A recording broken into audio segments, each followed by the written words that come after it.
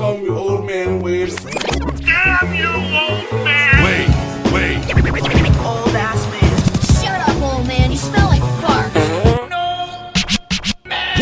Old man. He's so old he got a podcast on cassette. Fuck, you're old. Damn it, Wade. And welcome to the Old Man Wade Show. I am your host, the God of Stubborn, the Lord of Laughter, the Sire of Stubbornness. I think I'm going to start going with the Sire of Stubbornness and the Lord of Laughter. I haven't decided yet, but I'm Old Man Wade, and I'm sitting here with a special guest, someone I've been conversing with for the last few months. We developed a cool relationship, supporting one another, helping one another in our endeavors. She runs the, make sure I get this right, the Militantly Mixed Podcast. She also has a ton of other stuff going on, so why don't you state your name and introduce yourself? I am Sharmane, a.k.a. Mixed Girl Maine, and since you're doing a laundry list, I'll do a laundry list. The Crown Princess of Crime. Let's see what else we got. M-E-T-H-O-D Maine. All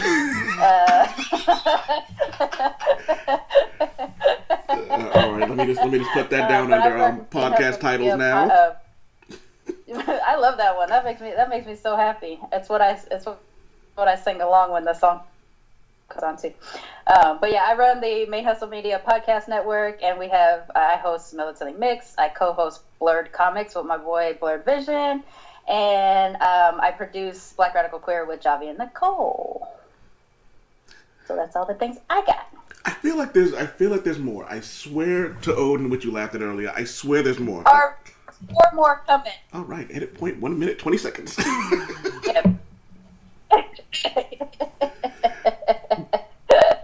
I got more coming. I'll tell you one of them offline because I think you and I could collab on a couple episodes for it. But I'm not gonna release. I'm not gonna talk about it publicly until I know for sure I got a couple episodes under my belt.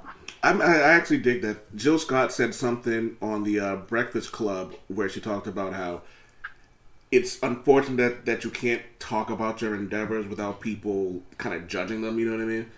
Like if you start a podcast or you say you're going to start it, and as you know, it takes a little while. Like it may take anywhere from a few weeks to a year, and if you don't, people are like, oh, well, why doesn't it get started yet? You know what I mean? Yeah, they can like get lazy when they don't realize how much fucking effort it is. Not to mention just having other projects and like living your life. Yeah, it's not like we can just get up and started getting paid for this stuff. That'd be great. I know. That'd change my life if we could, because I have problems at my job. So, it's funny because I'm newly the supervisor at my job, and my crew is great. So, like the 2 other people I work with, they're awesome, and I get in, and by the time I'm done, everyone's still happy because they just got in, and then by the time I leave, that's when people start getting grumpy. So I'm like, all right, I'm leaving. All the problems are yours now. I'm out. So, and then there's some people who come in earlier and they started acting like bitches, and I spell bitches with a B-Y. So I kind of just let them deal. I'm like, man, get the fuck out of my face. But not. So I was trying to tell you a story, and so before I get into this, do you believe in the supernatural? I'm going somewhere with this though. No, I do not, sir. So no ghosts, no demons, no nothing. None of that shit. All right. So I believe in demons. I believe in the supernatural. I was actually in the car with my wife, and there's a house by our apartment, and it looks like the house from It. And I said I would take a picture of it, but the next thing I know, like I'm gonna take a picture and I'm gonna get like these 1940s like racist ghosts.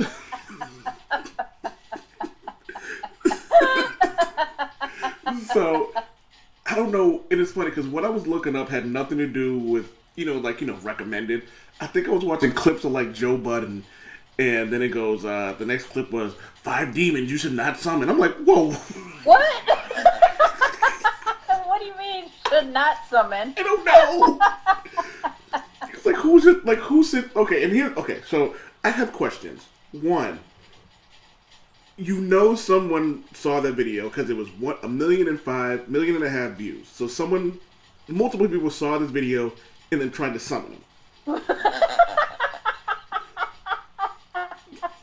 Secondly, why? And did this person do research? Like, were they just like, did they like sit in they seance and like sit in a circle and go like, I'm gonna try to summon these demons, and they summoned like 20 demons and they crossed off like the friendly ones, and then like, and they like checked off the ones that were like. You can summon. This is a demon. Maybe not. Like they summoned one and he was just like, "Hi." It's a friendly demon. Yeah, it's like. So if there's Casper the Friendly Ghost, what's the equivalent of a friendly demon? I know, right? It's like that line from Wreck-It Ralph. I'm a bad guy, but I'm not a bad guy. I'm a demon, but I'm not a D-man. Well, that's what's funny about living out there, because, I used to live out in Mass, too, and, like, everybody I knew had these superstitions, or they believed in ghosts. I had one girl that was in my knitting group who believed her house was a portal, and that, like, ghosts were just coming through her house to go to the next space or whatever. And for me, who doesn't believe in any of this shit, like, this is hilarious for me, but it's, like, real for them. So I was a filmmaker, too, and I haven't finished it yet because of other problems, but I made a movie when I was out there, and we shot some of our scenes in the Lizzie Borden house out in Fall River. And for those of you who don't know who Lizzie Borden was, she was a woman who in the early 1900s was accused of killing, with a hatchet, killing her father and her stepmother, and she was later like not convicted of it or whatever, but she's always been considered the person who did this murder. And so we shot in her house, but we also shot in the bedroom that the mother was hacked to death at. And my crew, it's a bread and breakfast now, so like everybody needs to chill out because people stay there all the time because they like the whole like I'm staying in a creepy place.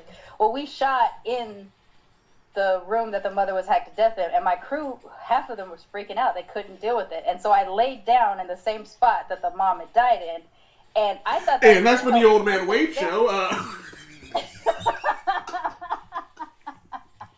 it would help them calm down and be like, see, nothing happened.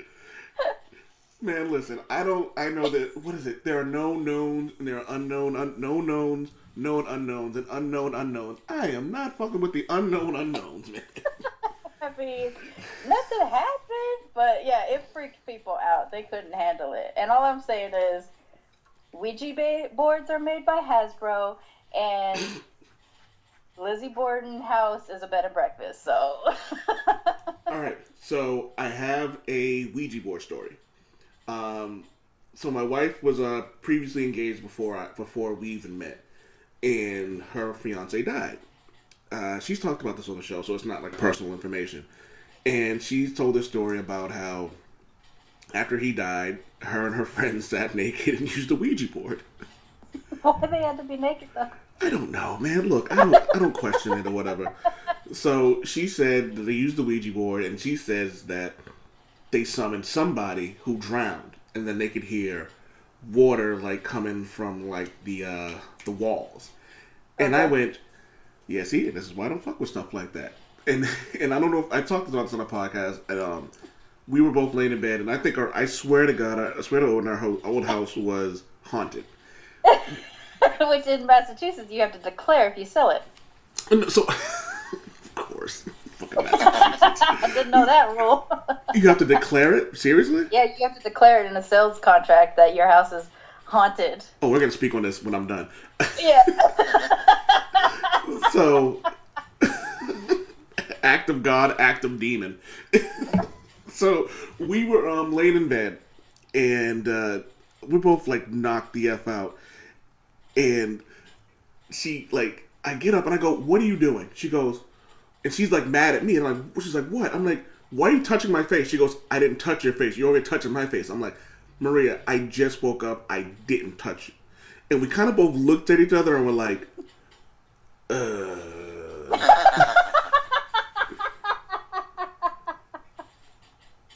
sorry to laugh because I know you believe it. Yeah, look, man. And you know what's even funnier about this is I don't even know I don't even know if I believe in God. Like, you know what I mean? I believe there may be a God and all that. I'm agnostic, but I definitely believe there are ghosts and demons out there. And the funny thing is, the thing haunting our house wasn't like evil. It wasn't even douchey. Like, there was just little random stupid stuff that would happen that like we know we didn't do. And it was like I couldn't find the remote one day. Like, I left the room and came back and it was there, and I was like, oh, fuck this noise. Maybe you got a Hamburglar, you don't even know about it. I wouldn't be lucky enough to have a ghost that was like a fat cook. I'm not lucky enough to have that. There's the old man laugh coming out of my throat right now. Can you picture coming home, like you leave in the morning and you come back and it's like orange chicken and rice with the side of like garlic asparagus and stuffed mushrooms on your table. You're like, what the fuck? And you're gonna eat it, right?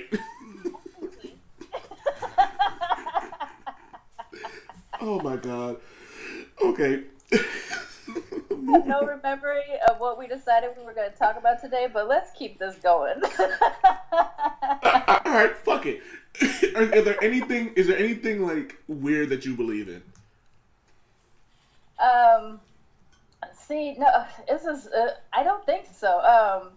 I am far more inclined to believe that any comic book character exists on some plane somewhere than any god, with the exception of White Panther, aka Thor, or better pump your brakes, kid. You about to cross some fucking lines. Someone called him White Panther the other day, and I just died laughing. I hadn't heard anybody refer to him as that. White Panther. Oh, you know what? It was Stephanie. Yeah, I saw it. Has referred to him as White Panther. Yeah, I saw that and I was dying. They made 3 Thor movies. It's the same shit. They already did that shit. Yeah, though I don't think so. From a very early age, I was atheist before I understood that atheism was a thing. We were raised in the church, and I just the whole time I'm like, people, this shit is fables. It's not meant to be taken literal. And I'm like 7 years old doing this. But my dad decided to go from drug dealer daddy to deacon in a church daddy, which, if anybody has had this experience, when someone crosses over from doing dirt and going straight, they don't know how to go straight all the way without continuing their dirt in some way. So it went from dealing drugs to doing other shit on the table. And he had such a fervor. Like, anybody who replaces an addiction has to replace the activity has to be different, but the fervor is the same. So, like, he went hard in for God and stuff, and he had us on the corners on the weekends, like, saving souls and shit. Meanwhile, I don't believe in anything, but I gotta go out there, otherwise I'm gonna get the shit kicked out of me. He would send me up all the time to go get saved again because it wouldn't take. Like, I don't believe. He would send me all the time. He'd be like, "This is your turn to go get saved again," and I was like, everybody in the church asks me all the time, "Why do you get saved so often?" It's like, I don't know, guess not working. He sent me up to go get the Holy Ghost. Oh, you're gonna love this. You're gonna love this. Okay. You're gonna love this. If we're gonna share church stories, I got a few too, but go ahead. So he sent me. It finally took, and I was finally saved. I was convincing that I was saved. I guess, I don't know. I was 13, and my dad decided it's time for me to get the Holy Ghost. So they were non-denominational. Time out. Hit the brakes. He decided it was time for you to get the Holy Ghost. You're right, because everybody else in our church spoke tongues, but me. I don't think it works like that, though. I don't think it works like that either. But it was time. So he sent me up to go get the Holy Ghost, and it didn't take. So, I'm sorry, the phrase he sent me up to get the Holy Ghost is one of the funniest fucking things I've ever heard in my life. And you need to put that on a t-shirt. It should say, militantly mixed. He sent me up to get the Holy Ghost. And on the back it says, it didn't take. Yes. So it didn't take the first time. I think it was the second or third time I was finally like, fuck this shit. I can't keep... My dad was abusive, so also I make fun of child abuse because I'm a product of child abuse, so deal with it. So, like, I'm trying not to get the shit kicked out of me again, so I'm like, okay, fine. Third time's a charm. Let's make this shit happen. Do you know what I used for my speaking in tongues? Okay, hold on. See if I can figure it out. Spells from a doctor's... Context, Huh? I am 41 years old. Maybe that helps. Oh my god. It's either one or two things. It's either Doctor Strange or you used Army of Darkness. No, but pop culture, definitely. Do you remember JJ Fad?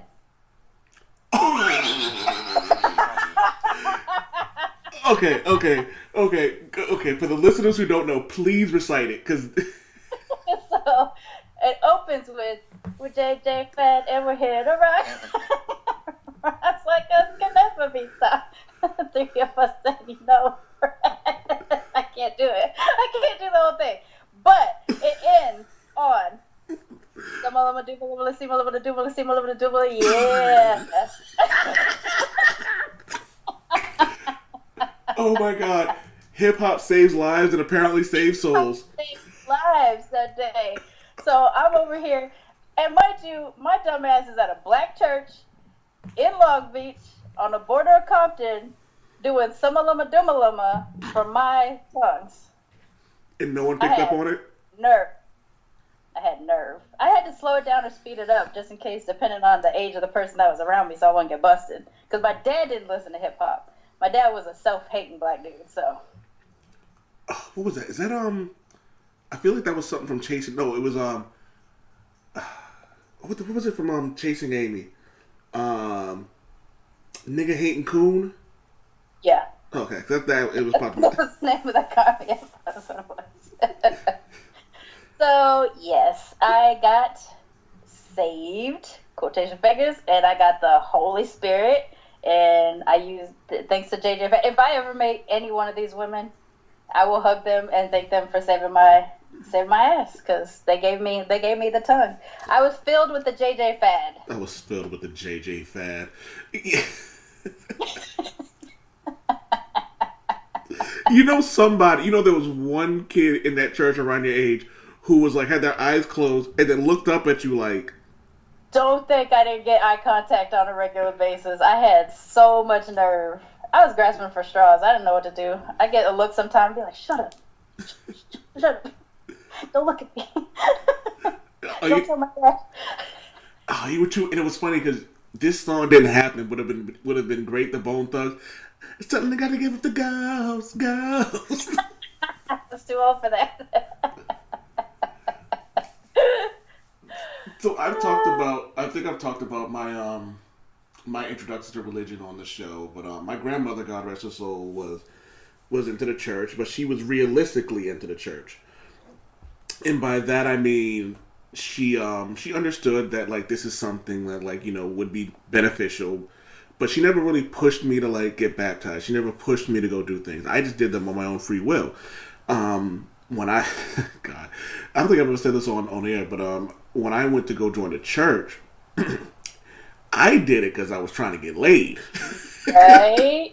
So that's how I ended up in the church choir. I can't sing worth a lick, but I'm a good performer. I can harmonize pretty well, but like lead singer, absolutely not. It's funny the things you remember hearing in church. Like I remember being in Sunday school, and my uncle, who was a pastor, so you can understand why I am the way I am. We were talking about church and people getting saved, and someone asked a legitimate question, and we're like, "So what would you do if two men came down hand in hand and wanted to get saved?" And he goes, "Well, he's like, I'm not gonna turn anybody away." And here comes the but you can't be gay and then want to be saved. And like as a kid, like imagine this is a place where you're supposed to have this ideal of love. And one of the first things they teach you is judge not and ye shall not be judged. Love thy neighbor. Those are the two basic principles in the church. And then they're telling someone that their love is wrong because of a book that man wrote. This wasn't some book. This wasn't some book that like popped from the sky and magically appeared in a way of like divinity. That was is it divinity? Is that the right word? Divinity. Divinity. Thank you. And it's like golden light of divinity, and just popped up and said, "This is the word of blah." You know what I mean? Right. Some dude wrote this. Yeah. And like hundreds of years after the shit that was supposed to be written about took place. So, but then like, and I actually want to get into because I like to bring people on there who have opinions on LGBTQ. So I have some thought. If you don't mind talking about that as well. Yeah, no, I'm pretty open book about all my stuff. So one of the things, like growing up in the hood and being a black male, like you learn, like you're taught and you're like, it's almost enforced that like being gay is wrong. It's weird, it's different, it's not something that you should be this. So as a young black male hearing that, I thought it was wrong. So I listened to my uncle. Right. But when I'm hearing this stuff, something about it didn't seem right. You know what I mean? But you know, like you say these things like I stopped using the F word because my little brother, who happens to be gay, told me that. Like I asked him, I was like, is this okay for me to use? And he was like, no, it's offensive. It's like saying nigger. And I was okay. So I stopped using it. So like, it's weird hearing when you're in this place that's supposed to be all about love, and they can't get over their base principles of something, even though even the Pope has been like, the gay community is fine with me. Like, you know what I mean? So if the man who's supposed to be holier than everybody on earth is saying, this is the way and it's okay, why would the little sex, S-E-C-T-S, my voice is terrible, you'd figure they would just follow suit and go, okay, this man is saying that. And I even heard someone say, beware of false prophets. I'm like, shut the fuck up. Oh, God damn, don't even get me started. That shit drives me nuts, because for everything you think you have a solve for, like, how could this God of love allow for these hateful things to happen? Or how can this all-powerful God allow for this much disease and slavery and all this, Holocaust and all this shit? But then it's always like, false prophets, there's the devil is, deceiving and things like that. But as far as I'm concerned, if an all-powerful, all-knowing, all-loving God allows for stuff to be outside of his power and outside of his love and outside of his knowledge, then he is neither one of those things. And what are we doing? Yeah, and that's the funny part about it is, like, you'd figure that, like, because this thing is it's supposed to be about love, then we should change our ways. So yeah. On the subject, like, and I bring it up, and the reason I bring up my past all the time is because if I ever become famous, my tweets are going to become available. And I said, you try not to get in trouble in advance. oh, not even getting in trouble. Look, I'm not gonna be one of those guys who goes, oh, that was so long ago. Like, it's like, right. Like, yeah, I said it, and I was fucked up for saying it. Like, own up to your mistakes. Like, it's the only way you can grow as a person. And so, if they do happen to come out, I was like, yeah, I was a piece of shit. Like, you know what I mean? There's no other way around it. And I think that's where people get in trouble with their past. It's like, own up to your mistakes, man. Like, you did it, you fucked up. Like, there are some things that I believe are unforgivable. Like, I believe rape is just I'd rather be murdered than raped. That's just my mentality, because you can't, like, the mental scarring I would assume that happened like that would be, like, astronomical. Like, some woman, forever. Yeah, some woman grabbed my dick on the train, and I was like, and I'm still kind of fucked up around. Like, I don't wear basketball, and I'm not even trying to be funny. Like, I rarely wear basketball shorts now because of that. And I'm like, that makes sense. That kind of stuff makes sense to me. I like for me, it was always like, I have all the check boxes, kind of. I'm multiracial, I'm bisexual, I'm polyamorous, and I'm married to a man, but I'm, bisexual and polyamorous. I'm an atheist. I have all of the things that, like, this Trump's America certainly is not my space, or 45's America. I can't believe I just said his name. We call him Fuckboy 45 on here. Yeah, I call him Asterisk 45 on my show. That's amazing that I said his name. He's got an asterisk shit. If you don't fit the bill the way other people fit the bill, you get an asterisk sometimes. So that's what happens. I don't have I know I don't have a space in these things, and the more marginalized things that I end up adding to my list, the harder it is, I think, for people to kind of take me serious when I talk about, if they're coming from that place.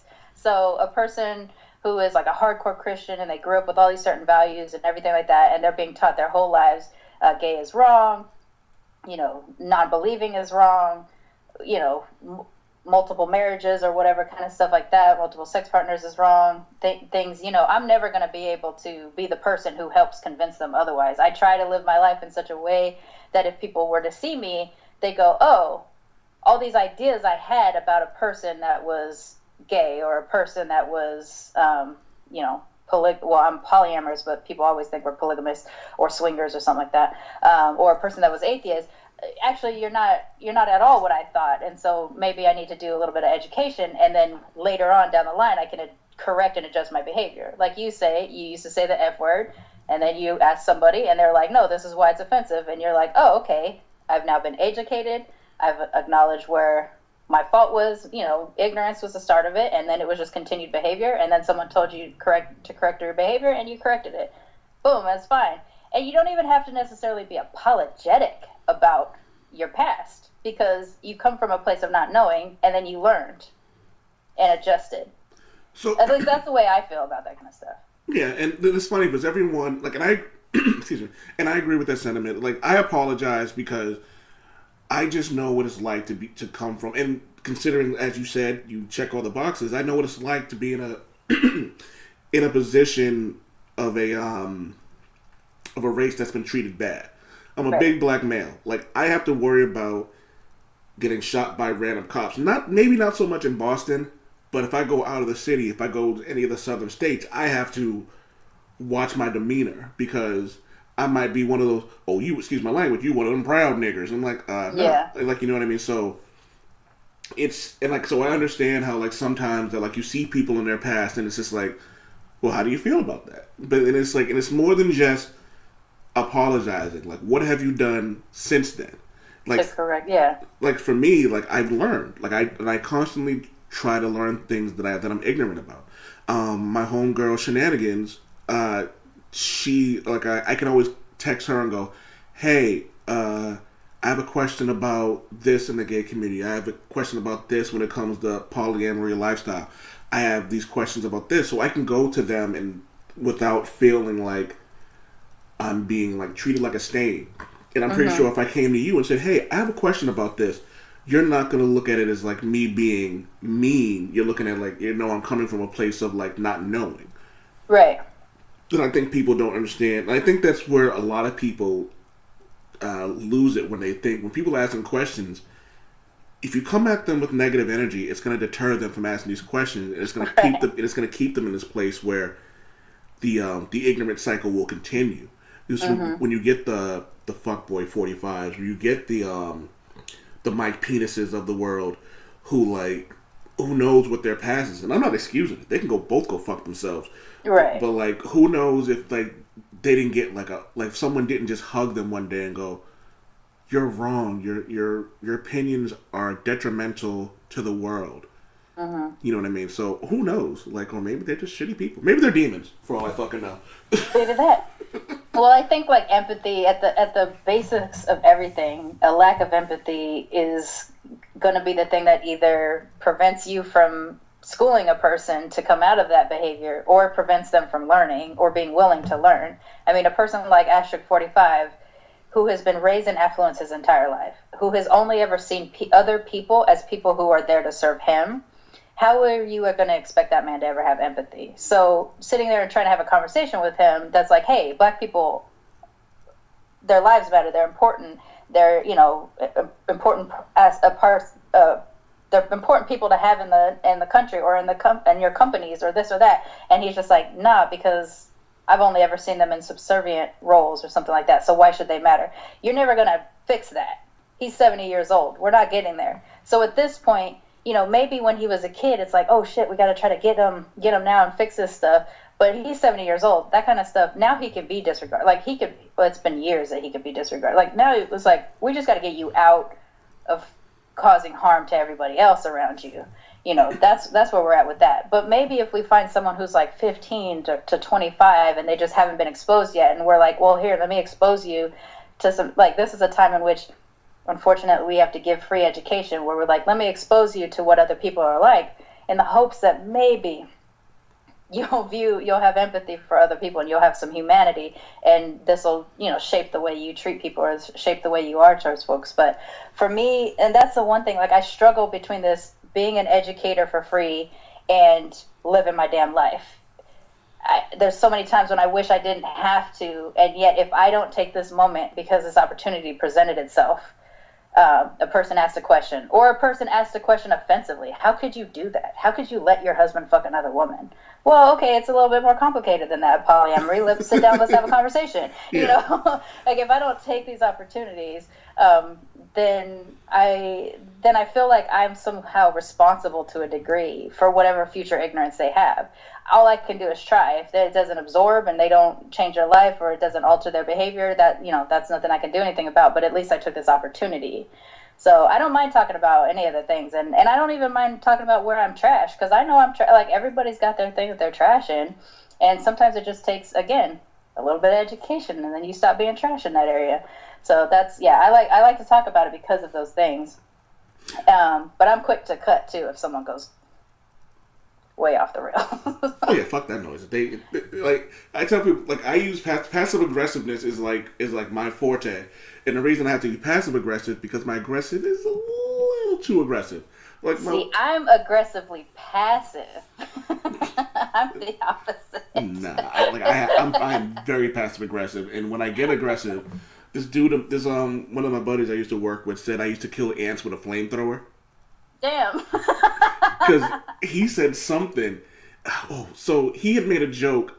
Because me and my wife jokingly, like, we love each other. We love each other. We like each other. We're in love, but like, we're not really mushy. Right. So what we started doing, was posting on each other's pages once a day, like little stupid things, and like one of them was, I sent her a picture. It says, "I love you like a baby seal loves clubs." Oh no! So, God damn it! and so so what I did was, and this can actually lead into our Valentine's Day conversation. Leading up to Valentine's Day, I bought her a small gift every day for a week. It was, and I feel like I think it was a Christmas where I didn't get a lot of cash, and I think I was just like, I think something happened. Doesn't even matter, but I felt bad, so I was like, no, it was every week leading to Valentine's Day, and one of my dude was clowning me, and he had said something. I said, keep talking shit. I'm gonna tag your wife in everything I do. And he was like, why would you do that? I'm like, you started it. I was like, like, what the fuck you want me to do? You started this. I'm just better at it. And so, but you know what I mean? It's just like, and it wasn't even like, it was like little stupid stuff. Like, I went to Newberry Comics and got her a t-shirt. And one particular time, she was like, oh, can you get me chocolate? And I was like, okay.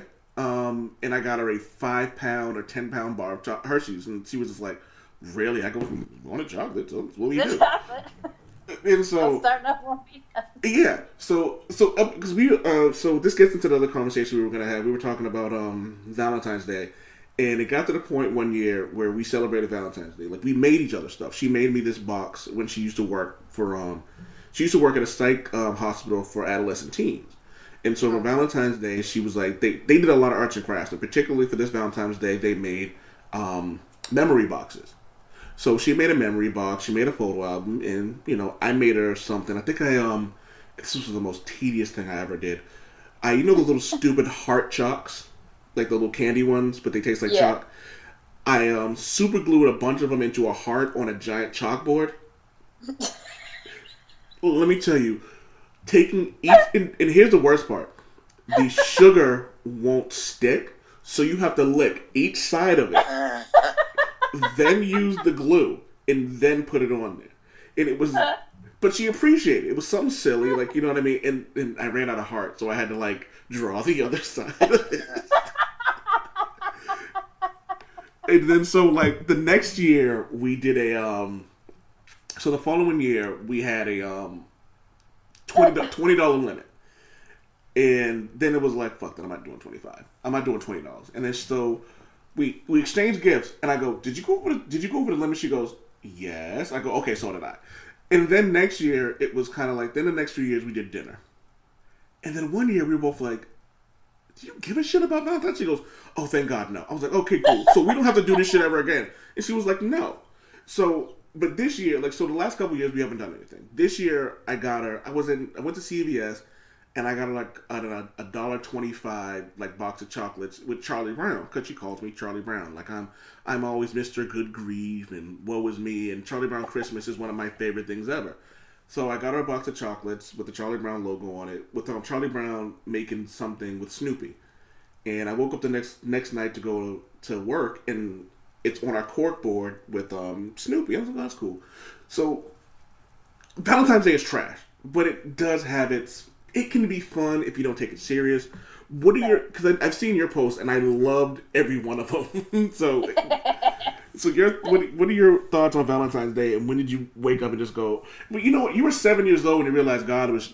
Oh, I have never been a thing. Let me tell you, I am a 90-year-old black man sitting in a rocking chair outside of the house, trapped in the body of a 41-year-old mixed woman. That is my whole thing. I have been a curmudgeon since the day I was born. My mom, who was 15 when she had me, said I looked her right in the eyes the day I was born, and she was terrified of me because I looked at her like I knew she was gonna fuck up.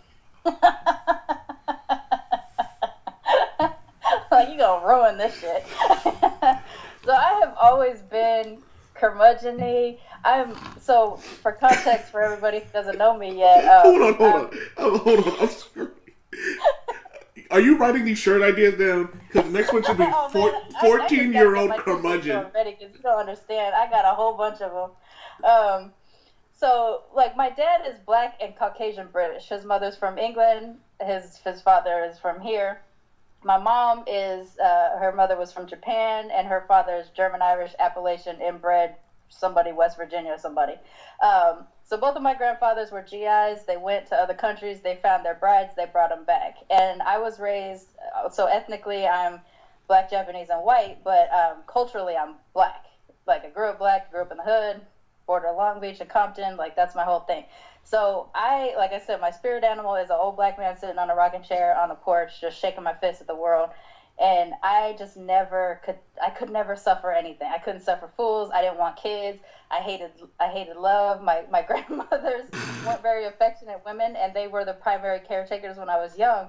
Because, I have a British grandmother who you, like, approached for affection. Like, hello, Nana. You honored her as the woman. You came to her. She didn't just reach out and hug you or some shit like that. And then on my Japanese side, they're just not an affectionate culture. So if you go to hug her, she cringes. And it's not her fault. She just comes from a culture in which affection is not a thing. You don't show love that way. You show love through feeding people and actions and stuff. So, like, I was never this girl. I was never the kind of girl that could get down for this kind of stuff. I watched my girlfriends, like, freaking out over boys, and I'd just be like, oh, gosh, I couldn't stand it. So when my husband and I got together, we knew each other for 7 years before we got together. We were friends from high school and stuff like that, and no funny business until right before we got together. But we got together, and the first year I was like, funny business. I was like, I don't want kids, and I don't like super duper big affection things. I can get really affectionate once I love someone, but it takes me so long to get there. Like, I can't even tell you how long. And so I was like, just don't do anything for Valentine's. Don't give me flowers or any of that stupid shit. Like, I'm not that girl. So our very first Valentine's Day, he gets this gigantic heart-shaped box of chocolate and a big old thing of roses, and he's all excited. He's like holding it in his bedroom like this as I open the door. And I was like, motherfucker, did we not talk about this shit? Like, I was so mad. And he's just like, oh, and so we're going back and forth, and he's just like, open the fucking candy. I'm hungry. I want candy.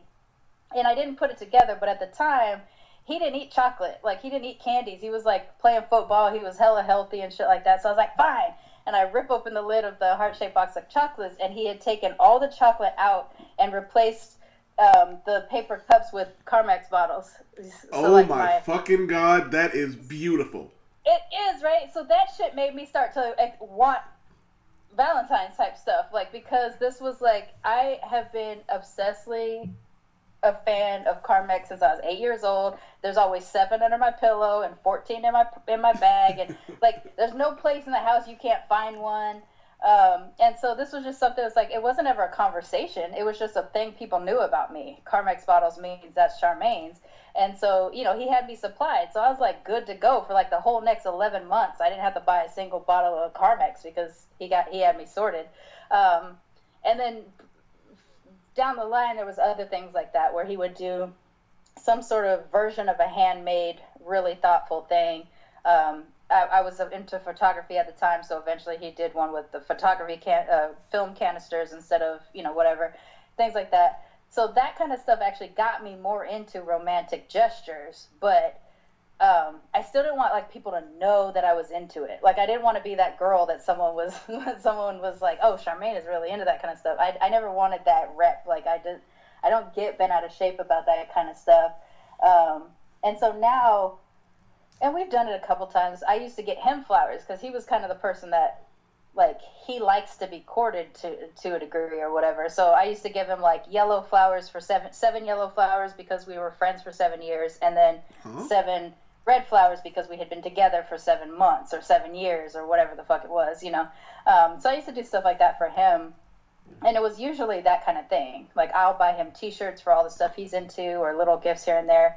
And he stores this shit up forever. Like he's one of those types that it's not constant daily gestures of affection or love or anything like that, but it's some big ass thing he'll do. So one year, for a whole year, he kept asking me like what my favorite scenes from the Godfather trilogy were because I'm like crazy into Godfather. And I'd be like, you already know all this. And he's like, yeah, but I know you like it, so let's talk about Godfather. And so I would tell him about a scene and why I love the scene so much. And then a year later, he goes, so I got you something. You know how I've been asking you questions about the Godfather all this year, and I'm like, yeah, I thought we had been together so long we ran out of shit to talk about that he was like trying to come up with some shit, and he's like, okay, so he's like, we got to go pick it up though. So we walked around the corner to when I lived in Bridgewater, there was this little coffee shop that had they would allow local artists to display their art. And we go down there and we meet up with this dude, and he had a collage, and I can show it to you, a collage painting of all of my favorite scenes from The Godfather. And it's this just gigantic, I could actually just unplug, oh no, I can't unplug you because of the microphone. I'll send you a picture of it afterwards. But it's this gigantic painting of all of my favorite scenes of The Godfather. That's fucking dope. And so it's amazing, right? Like that is a huge romantic gesture that I would have never saw coming. I wouldn't have been able to guess that that's what he was up to when he was keeping secrets, So things like that I got really into. And I think that one was for my birthday or our anniversary, one of the two, because the guy ended up taking something back because there was a couple things in there that I didn't understand what he had painted. Yeah. So he was like, well, if there's something else you want there, and then he just altered it for me. So it's kind of amazing. So this is like as custom a Sharmane gift as could possibly be. So yeah, but I get so frustrated when I see the girls who grew up on Disney Princess and that ideal of love turn into the 20-somethings and the 30-somethings that are still obsessed with that type of ideal as love. Like, for me, love is fucking complicated. I'm in love with this man who I've been with now for going on 20 years. Next year will be 20 years. We've known each other for nearly 30 years. He's been a daily part of my life for more than half my life. But shit is complicated. We're polyamorous. Sometimes we have other partners, and sometimes the other partners fuck up our shit. Sometimes there's jealousy. Sometimes there's choosing somebody over us, or whatever. Like there's shit that goes down that can be really difficult and complicated sometimes. Sometimes there's infidelity or delayed honesty and all that kind of stuff. So that it's complicated, but it doesn't change how much I love him or anything like that. It's just that we're not going to sit there holding hands and skipping in a park and or running towards each other in a meadow. I don't expect him to make my whole world, which I think the Disney princess mentality that gets instilled in girls does. So I've never felt like I could really relate to other girls my age because I didn't have this mentality. And then now that I'm 40 and I just can finally be the curmudgeon, even though I don't look it, like I can finally be the curmudgeon that I've been wanting to be publicly my whole life, and I can just put it out there and be like, Valentine's Day sucks because of this or that. And then I see like a 30-year-old ass woman getting up there and be like, well, I love my flowers and I love my candy and stuff like that. I'm like, all right, I guess that's your thing, but I'm gonna talk trash.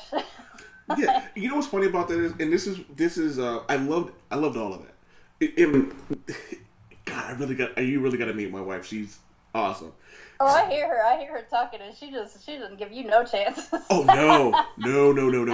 But you know what the funny thing about it is, I need that in my life though. I need someone who's going to I guess check would be too strong a word, but yeah, sometimes I need someone to check me.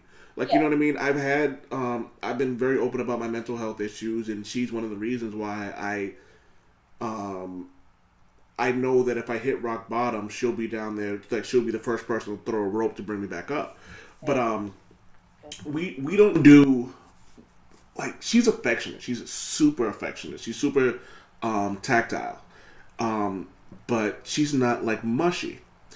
But the things she does are, like, some of the most amazing things. Like, things that, like, that make me happier than I ever imagined that I could be. And, you said something that reminded me of something that my wife did. And I'm not comparing, because what your husband did was fucking phenomenal. But, my wife, so I jokingly said to my wife one day, I was like, it was like in September, and I have this habit of every year I say, I want to do something for my birthday, and then in September, I get all of my feelings, and whether it's the location of the sun and my depression, I go, I don't want to do anything. And then, so this particular year, I said I wanted a surprise party. Mind you, this is my words were, I wanted a surprise party. Therefore, my words mean it's not a surprise party. Now, so I said this to her in September. So I'm gonna tell you things from my end. Beginning of October, I say to her jokingly, what's going on at that surprise party? And she flips on me. Like, I mean, she just, like, unloads on me. Now, the reason I asked her for a surprise birthday party was because I was going to propose to her in front of all my friends in front of all our friends and family. Okay. So she said that, and I had taken some money out of my 401k to pay for the ring. And she said that and flipped on me. I spent all that money on comic books. Like, I bought comic books. I bought video games. I went and took myself to dinner. I was like, fuck this. I'm fucking mad. Like, I'm mad, but I'm not going to break up with her. Like, I love the woman. So, Right. Unbeknownst to me, so she tells my friends what's going on, and they had a text thread called "Mark has party farty pants," and so she tells them, and so I text my best friend. Shout out to Diddy, blackrabbit.com, BLAQUERABBIT, and I should know BLAQUERRABBIT.com, and he I'm like venting to him, and so I hear the story later that he goes, I don't know. He texts my wife. He goes, I don't know what you said to Mark, but your plan is working. He's completely thrown off. This whole time, she's spent her day like cutting out pictures of Deadpool, and then like on a train coloring them like red and black, and and then she put them in the trunk because you couldn't put them in the room where I had my comic books. That's where I go. And then one day I went to go take something out the trunk, and she ran over and slammed it. I went, what the fuck? And she goes, oh, your birthday gift's in there. I go, okay. And so what the fuck? And so her friend, so here's the funny thing about it. Her friend spoiled it. So her friend spoiled a surprise. And it kind of pissed me off. But here's the funny thing about that. I thought she was lying. So, my buddy Diddy, my friend Jeff, and my homeboy Greg, who you've probably heard on the show, we went to Chili's to go eat. We were going to eat, have a few drinks, and then we were going to go out. And, was that me or was that you? That's me. Okay. So my wife calls me and goes, I got a flat tire. Now we just fixed her flat tire. And she goes, and like, so she's at this place, and like she tells everyone to be quiet, cut the music off, and she puts on a Leonardo DiCaprio worthy performance about how her car is because she says she's going to be at her friend Rachel's, about her car got a flat, and she's like spazzing out, and I'm ready, and so we're in Dedham, and I'm ready to go to AutoZone and rip these dudes' heads off. But I was like, oh, I'm getting out the car and fucking them up. Now, my friends know what's going on. And I go, hey, can we stop at AutoZone on the way here? And they're like, no, we're not stopping at AutoZone on the way there. So we get to the place. He goes, go up there and calm your wife down. And so I walk up the stairs, and like, there's a giant hall full of all this like Deadpool stuff that's all over the wall. There's a taco bar, and instead of saying happy birthday, everyone yells out chimichanga. Nice. It was That's like amazing. yeah, and it was like it's a big gesture, but it's the little things like that in marriage that matter. And like you're polyamorous, right? Yeah. Okay, so people like I don't get I couldn't be polyamorous. I'm just way too insecure. I just know who I am. That's who I am. My wife is happy with just me, so we're cool. And the way you described it is perfect because every relationship has their issues. My wife's gonna be mad at me if I spend like too much money, knowing damn well we were saving for Hawaii, and then I would, like, you know what I mean. But she also understands that if I spend money on something that's towards like my goal and like things like that. But like every relationship has their issues. What's the difference between me and my wife arguing over like dishes as opposed to like you and your husband arguing over something that you've already agreed upon? You know what I mean? There's no real difference. An argument is an argument. Like as long as you get over it, then like, who the fuck cares? Yeah. Well, the thing is that I tell people, because a lot of people, the kind of questions people say is like, well, aren't you afraid that your husband's going to leave you for somebody else? And I'll turn it around and say, aren't you afraid of it? You know, and then that offends people because they think, well, no, my love is pure and secure and there's just the two of us forever. And the thing is that statistically, heterosexual monogamous relationships break up at a higher rate than polyamorous relationships because, well, there's more of them than there are of us, but because of a lot of those types of restrictions, because, you know, biology wise, we're not monogamous creatures, but we have societal pressures and societal conditionings that allow us to say that this is the correct way to be in a relationship. For a bunch of people, it is the correct way to be in a relationship. One partner is all you can handle, or not even all you can handle. One partner is what you have room for, you know, in your life. That's the thing. For people that are polyamorous, like even just the complications between my husband and I have more to do with that we are different styles of poly than that we are poly. You know, so like the same problems that plague a monogamous couple plague us as well. Sometimes it plagues us times 2, 3, 4, you know, depending on what people have. Like for me, my personal structure is that my husband is my person. He is my primary. He is the person who is my default. There's no other person that I'm going to prioritize over him, no matter how much involved I am with other partners. Can I just stop right there? Because you said something that like you kind of hit the nail on the head with what you just said. There is nobody you're going to prioritize over him. Right. And I think that's the part that I think people don't get is like, you love your husband. Like he is your priority. So regardless of whatever else goes on, him, that's it. Yeah, for him. Yeah. You can kick rocks. Right. So for me, if I'm in, let's say that I have another partner, female or male, because I'm bisexual, and let's say that the shit with that other partner gets to a place that is now going to, I guess, change my dynamic with my husband or something like that. I don't know how much love or how much connection I can have with another person at this point in my life that would make me turn to my husband and say, I'm going to need, let's say, half the year I'm going to live with you and half the year I'm going to live in this other state with this other partner because that's what's going on right now. Like, you know, for me, I can't imagine, well, I can imagine, but I can't put myself into the mind space that says any other person that I partner with is going to, that I'm going to allow whatever they require in my relationship to compete with what I have going on with my husband. My husband and I sometimes have shared a partner, and that dynamic is great for a period of time, but because my husband and I have been together for so long and this person is new, a lot of our established things kind of are too hard for the other person to acclimate to, or they don't like it, it makes them uncomfortable, or they feel temporary because we are so connected, you know, things like that. For my husband's structure, though, was more of what is like a relationship anarchist, where there's like a kind of a, nobody can really dictate what he does. And that's hard for me because I disagree.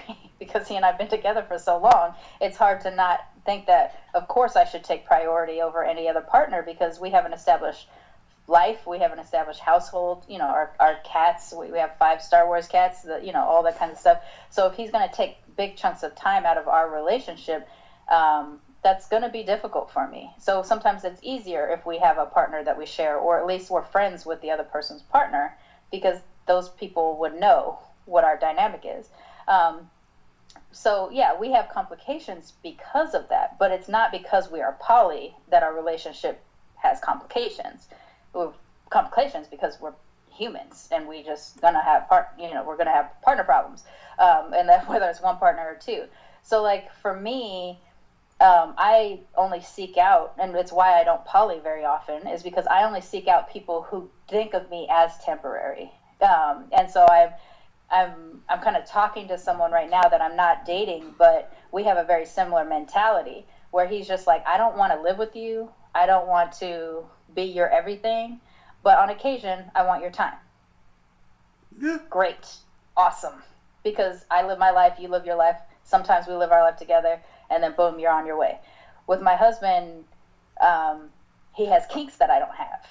So it's important for him to have those opportunities to find partners that, and versus like a sex only type of relationship, but partners that can actually be responsible for his sexual health, and by extension, my sexual health,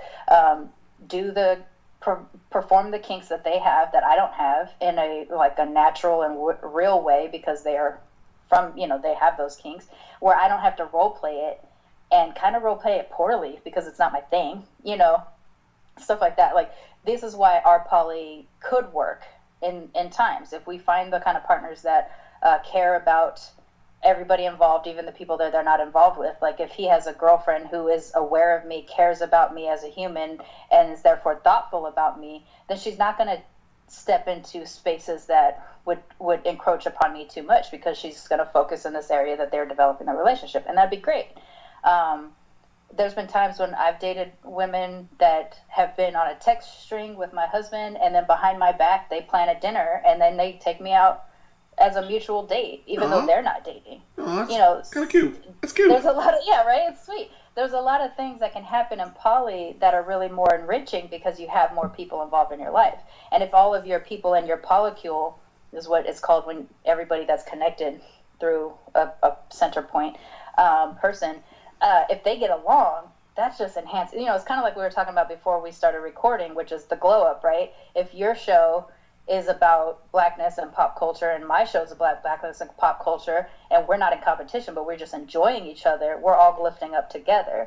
And a polycule is the same thing. If we get along and we care about each other, it may be someone you're not having sex with or not romantically connected with, and be like, you know what, I was thinking about Sharmane the other day, and I know she's your partner, but can we do da-da-da-da for her? And then they do da-da-da-da for me, and now I just had this wonderful day with people that are in my life that I love, whether I'm having sex with them or not having sex with them. Well, that's actually a dope thing. And it's dope just off... Sorry, if you see me doing this, I'm taking notes. But it's damn cool, because it's one of those things where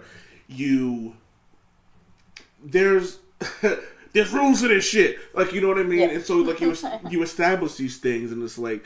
But, like, and again, in any relationship, there are going to be... There's going to be bumps, there's going to be hills, there's going to be valleys, and all the other cliche things. But there are also going to be really great things that come out of this. Like, I think it was Capadonna from the Wu-Tang Clan has a phrase that I love, and I don't know if he meant it like this, but he goes, love is love, love, love is love, love. And I was like, yeah, that's pretty much what it is. So, polyamorous relationships, and it's funny because I hear people who say they could never forgive a cheater, which I understand. And I know some people who go, well, I can forgive it. And they go, well, how can you forgive it? And to some people, it's like, well, to me, it's not that serious. You know what I mean? So, right. And it's like, I'm not going to judge them for something that I may or may not be able to accept. Just like right. I wouldn't want someone to, like, judge me or my relationship for the things they may or may not be able to accept. Like, yeah. I'm getting and I'm shout out to my vasectomy coming on Wednesday. Like, people don't understand. Whoop, whoop, child free. Yeah. Little bastards. So like people go, well, like someone like made the joke like oh, you're just cutting your nuts off. I'm like, no, I'm done. I'm good. I saw that on your thing, and I was just like, man, that's a person that don't get it. Yeah, and so one of my homegirls, shout out to Kim. She was saying how like she was talking about the benefits of it and stuff like that, and she was just like, round 2 comes quicker, and I'm like, yes. So for me, I'm like, cool, like, you know what I mean. But the biggest reason I'm doing this is because my wife's doctor said that she shouldn't be on birth control because it's dangerous for her. And so why am I going to continuously make her, not make her because I don't make her do anything. Why am I going to continuously ask her to do something that's putting her life at risk? Like, so, and especially when I can have a procedure done that will it'll take maybe like an hour, and I get 3 days off of work. You know what I mean? So, like, why would I care? Like, you know what I mean? Like, it's done. And I love that there are other countries in the world that have male birth control, and it's safer than the birth control we use here. Oh, wow. I did not know that, actually. Oh, yeah, you know, because this country does not give a shit about women. No. Actually, I shouldn't say just this country, but a lot of places in this world don't give a shit about women, and it's hilarious. Okay, so we're probably on the same page. So you've seen Dogma, right? Yeah. If I ever had to pick a religion, it would be the Church of Kevin Smith. Dogma is the reason that I believe in that movie. I shouldn't say ruined, but that movie opened my eyes to a world of free thinking. Yeah. And because a lot of it made sense. It was just like when Selma Hayek was talking about all the things that like are blamed on women in the Bible, I went, holy shit. And then it was like, and then I started thinking, wait, King James was a dude. Like, he's just some guy. He wasn't like some like chosen person. He was just some guy. And so then I started thinking, I'm like, fuck. Some dude just wrote this and was like, I don't like this, so I'm gonna make it this. I'm gonna like this, so I'm gonna make it this. And it was, so you start digging deep into this stuff, and it's like, it's just weird. You know what I mean? Yeah. Well, with Dogma, what I like about Kevin, and actually I see him on occasion out here a lot too. He seems like as genuine a dude as could be a celebrity. But what I love about his views on religion is specifically like he still notes that he's a believer and that there's a lot of stuff about Catholicism that he can't separate from because that's how he grew up. But that the restrictions don't jive with sort of like how he can be a person. And so, you know, he's open to where things are fucked up about the church. They're fucked up, noted. But he still has his belief. And I think, like, in my case, being the atheist that I am, I don't necessarily have a problem with people believing. I 100% have a problem with religion, though. And specifically here in the United States, as a mixed black person, I have a huge problem with Christianity in the black community because it was used as a tool. So as a mixed black person in the United States, my problem with, I have a real problem with black people in Christianity, mostly because Christianity was used as a tool of control during slavery. It's really hard for me to think about how we could be so, because black people could be so fervently Christian, you know, in a way that, you know, I get that there are people who are true believers, and I 100% understand that. I wish they could separate from the actual church portion of it and deal with more of their belief portion of it. But what my struggle with black Christianity is because it was used as a tool by the oppressor to continue to keep us repressed. And then when we are freed, we're still required to you know, maintain this belief system, but we couldn't practice this religion together. Like, you know, like it was still like you have your space, we have our space, we could be side by side Christians, but like your Christianity somehow isn't as good as our Christianity. That really is a problematic thing for me. So I have a really hard time with organized religion. And I know I make black people mad when I talk about how against I am black church. I love black church. I miss the fuck out of black church. I miss gospel music. I miss community. And Damn it, Wade!